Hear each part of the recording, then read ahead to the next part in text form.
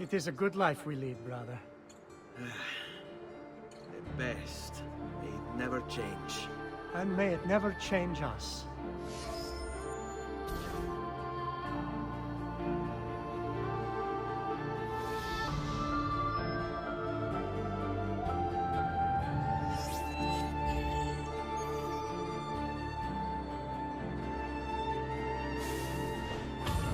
All right. Enough of that. We really should head home. Let's go. Wait. What? Ezio, let Christina sleep. There will be time enough for that. Later. Ah.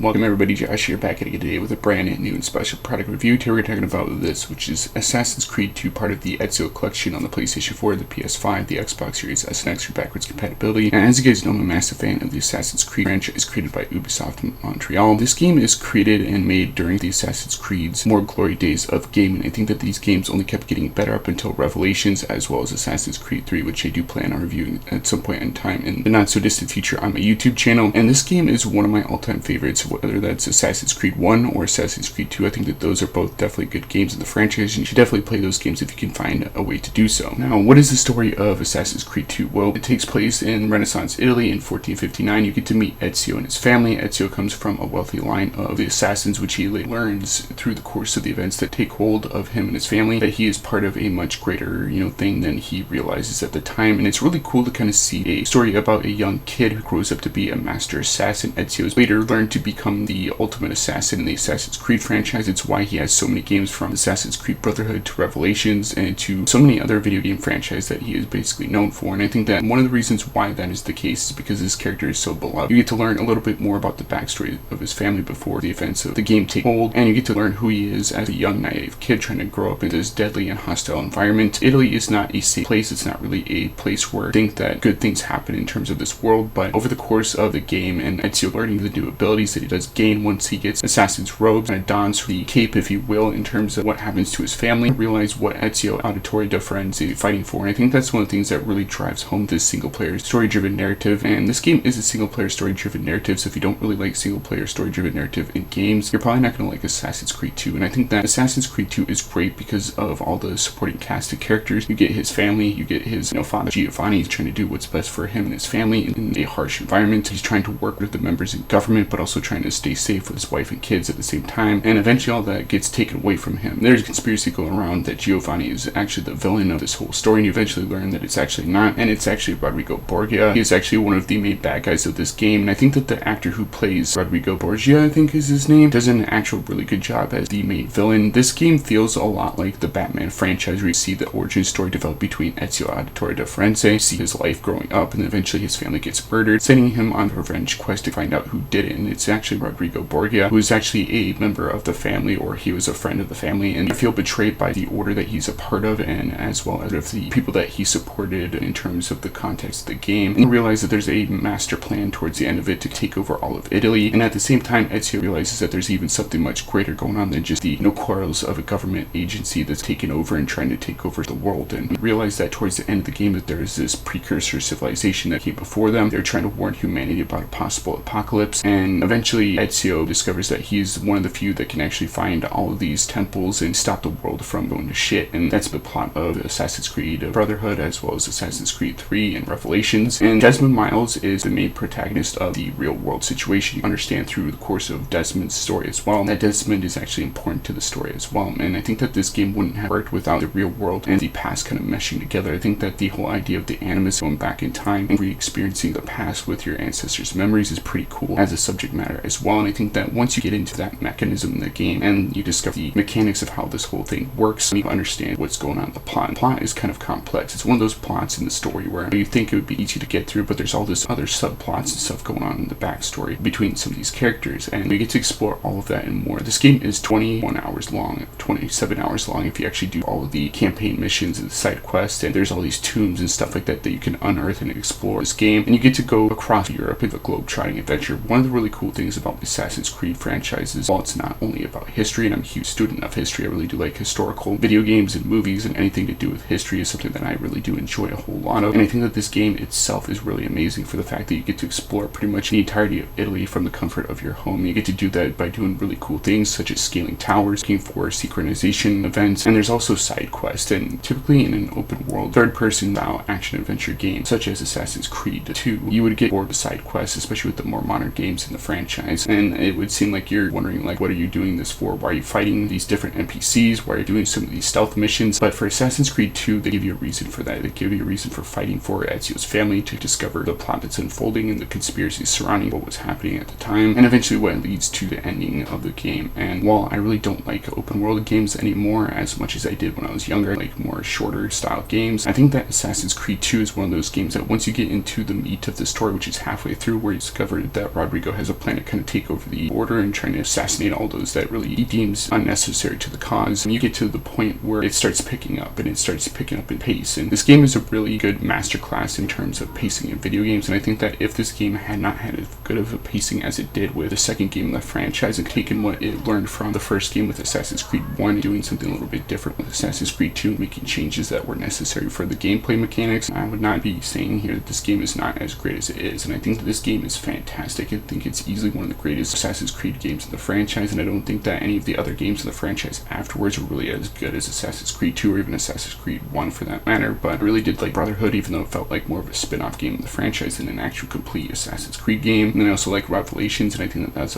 also a really cool exploration of who Ezio was as an adult, but we'll talk more about that once that comes around to it. But I think that the parkour mechanics in this game, the fact that you can actually deflect enemy attacks now and kind of rip weapons from them and actually use them against the enemies is really cool. The fact that you can buy new weapons and gear along the way, the fact that you can upgrade Ezio's armor, the fact that you can change out the color of the Assassin's Creed robes as well if you do so choose to, something that's pretty cool and adds more replayability factor to it. There's just a lot of stuff to do in this game. There's even a villa that you get towards the beginning of the game where you can upgrade and renovate the building to kind of make it look a little bit more like what you would want in terms of an assassin's paradise. And I think that that's one of the things that's really cool, is to kind of see Ezio evolve the things that he gets along the way, upgrade his gear, his home, everything about his life gets bigger and better towards the end of the game, and then that feeds into the Brotherhood game where everything just goes to shit towards the beginning of that game in the franchise. But again, we'll talk about that later. So what do I think about Assassin's Creed 2? I think that it's a fantastic game. All the actors who play their parts, with Desmond Miles being voiced by Nolan North, with the Ezio family, all of them doing a really good job, including Ezio as well as Giovanni, who's Ezio's father in the game. Even the side characters do a really good job in terms of their performances in the game, including the villains. And I think that if you didn't have really great villains, or even a great cast for that matter, you probably wouldn't have as great of a story as you currently do with Assassin's Creed 2. And I think that the mark of a great hero is also a great villain. I think that's even true in video game form. So I think that Assassin's Creed 2, while it is technically part of the Ezio collection now and is usually $40, I think that if you get it at $10 like it currently is now, or if you can get it on a deal on the PlayStation Store, which sometimes they do have deals for it, I think that this game is fantastic. I think that if you are a huge fan of the Assassin's Creed franchise like myself, you can't really go wrong with Assassin's Creed 2. I think that the game's story, the game's gameplay mechanics with the parkour and the free running, which revolutionized gaming, the combat mechanics in this can be seen in other games like Uncharted as well. A lot of the free running and the parkour mechanics that you see in the Assassin's Creed franchise were ported over to the Uncharted franchise. I think that if this game wasn't as successful, this game wouldn't have made as big of an impact on the gaming world as it currently did, even to this very day. And I think that even in 2009, when I first played this game and actually got this for a gift one year for Christmas, this game blew my mind in terms of what video games could do with their storytelling, the graphics. The graphics in this, while looking a little bit ancient and outdated, especially with the remastered version on the PS4 and the PS5 and the Xbox S and X, they still hold up to this day. I think that graphics aren't really everything in terms of video games, especially a game like Assassin's Creed, where it's all about the heart and soul of the characters that you're growing up with as you're playing the game. I think it's a little bit more important than sort of the graphics that are being shown on screen. And I think that the later games in the franchise really lose the sense of what the game's core thing is about, which is history and the characters that are involved in terms of this open world, third-person style narrative. And I think that with Assassin's Creed, this game really is a big, bold franchise that really keeps getting better and better. And I think that Assassin's Creed 2 is definitely no exception. So I think that as someone who's a huge fan of history, that likes going to the past and exploring more historical time periods that I wasn't really a part of, the fact that this game has parkour and free running abilities where you can kind of parkour and free run over objects, and while the parkour isn't necessarily the best in this game, or even Assassin's Creed 1 for that matter, they did improve upon the parkour mechanics later on in future titles, and I think that the parkour now is a lot better than it was even in Assassin's Creed 2. There's a lot of instances in this game where I'd be looking at an object in the distance and I'd be trying to go to that object, but then my camera would kind of screw up and then go to a different object. There are some issues with the parkour in this game. There's some issues with the gameplay mechanics. There are some gameplay breaking bugs in this game as well. But I think that with the overarching narrative, with the story, with the music, with the great voice acting that's done in this game, I don't think that it's anything that will cause you to stop wanting to play even the Ezio collection, or if you can get your hands on the PS3 copy like I do currently have it at my disposal. So let me know in the comment section down below what you guys think of Assassin's Creed 2. I think that the story in this game is brilliant. I think that the cast of characters did a really good job. I think that everybody has a part to play within the revenge plot in this Assassin's Creed world. And I think that the Assassin's Creed world in terms of this game feels a lot like Batman, where you see Batman's parents get murdered and then Batman's trying to figure out what happens to his family and eventually become the master Dark Knight that he currently is in the comic book franchise. And I think that with Ezio as a character, he's like that Batman figure. He comes from a long line of assassins. He's really wealthy in terms of his family. He loses his family towards the beginning of the story. Eventually he has to overcome that loss and become a greater person than he was at the beginning of the game. And so I think it's pretty cool to see a character mature over time. I think that if this character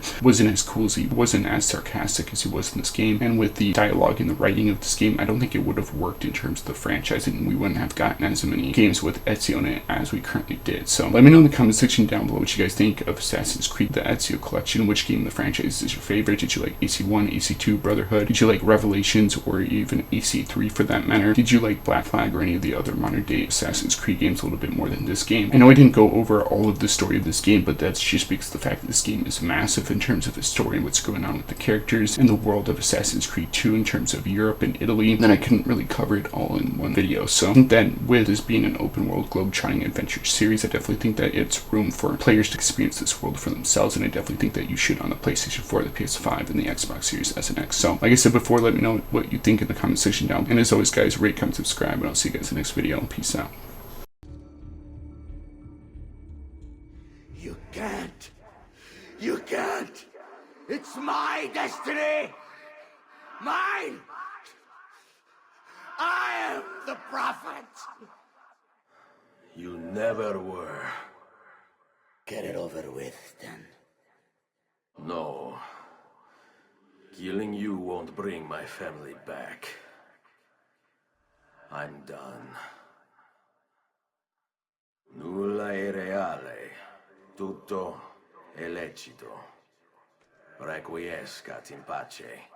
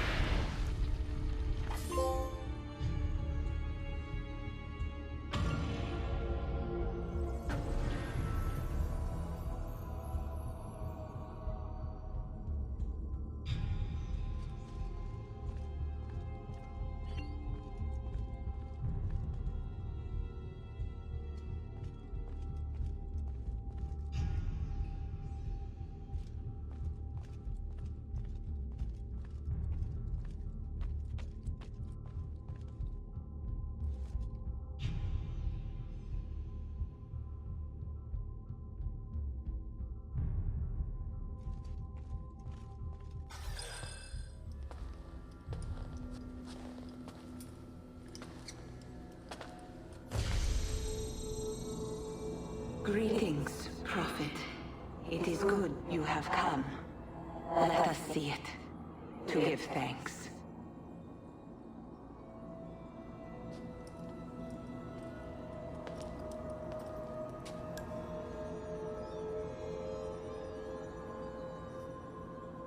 We must speak.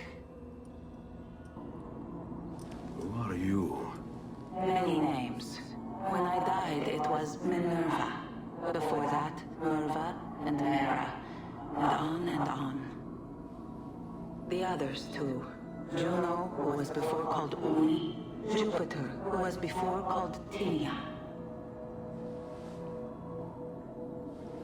You are... gods. No, not gods. We simply came before. Even when we walked the world, your kind struggled to understand our existence. We were more advanced in time. Your minds were not yet ready. Still not. Maybe never. No matter. You may not comprehend us, but you will comprehend our warning. You must. None of what you are saying makes sense. Our words are not meant for you. What are you talking about? There's no one else here. Enough. I do not wish to speak with you, but through you. You are the prophet. You've played your part. You anchor him, but please be silent, that we may commune. Listen.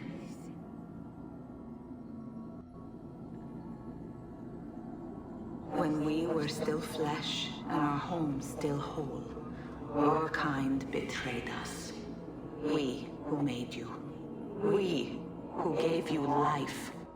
We were strong, but you were many, and both of us craved war. So busy were we with earthly concerns, we failed to notice the heavens. And by the time we did, the world burned until naught remained but ash. It should have ended then and there. But we built you in our own image. We built you to survive. And so we did.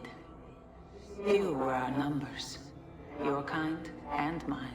It took sacrifice, strength, compassion. But we rebuilt. And as life returned to the world, we endeavored to ensure this tragedy would not be repeated.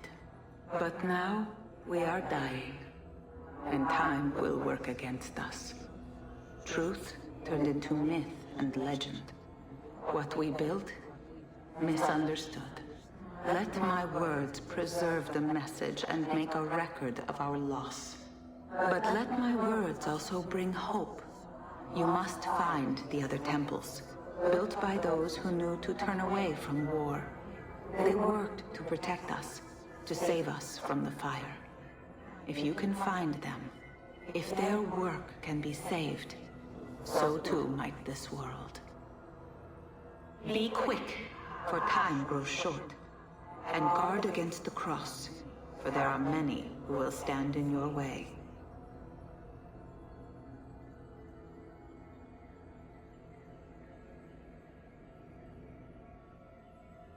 It is done. The message is delivered. We are gone now from this world. All of us. We can do no more. The rest is up to you, Desmond. What? Who is Desmond? I don't understand. Please, wait. I have so many questions.